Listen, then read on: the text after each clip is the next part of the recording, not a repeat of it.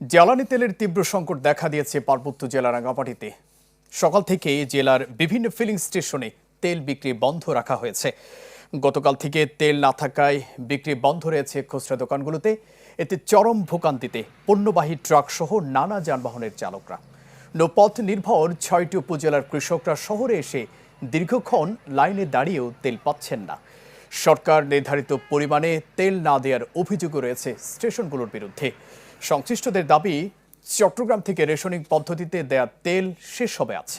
নতুন করে তেল পাওয়া যাবে কিনা তাও নিশ্চিত নয়। আমি ওইদিকে থেকে তমসরে যাচ্ছি, পুরান বাস স্ট্যান্ড চাইছি, কোনো জায়গায় তেল নাই। এটা খাচ্ছি 200 টাকা পাচ্ছি। 3-4 জায়গায় ঘুরছে এখনো পর্যন্ত তেল পাচ্ছে না, এখানে আসছে তেল দিচ্ছে না। গতকালকে আসছি, কালকে যাইতে পারিনি তেলের জন্য। আজকে তেল নিয়ে পাইলে বাড়িতে যাবো। এই দুর্ভোগ জায়গা, কোনো তেল নেই, ডিজেল বাসের তেল নেই, এখানে আসছি লাইনে দাঁড়ানোর জন্য। শনিবারের পর থেকে আর কোনো পেট্রোল অকটেন দিতে পারি না। ডিজেল সীমিত আছে, এটাকে আমরা সাধারণত এখানে ছোট বোট আছে যেহেতু পাহাড়ে আসে তাদের জন্য এই ডিজেলটা দিচ্ছি। দামি করে কোনো তেল দিচ্ছে না, শুধু আপনার পাম্পে দিচ্ছে বাউসালে। অকটেন আমাদের কাছে দেয় না, ডিপো থেকে আমাদেরকে দেয় না, এবং অকটেন নাই আমাদের কাছে বর্তমানে।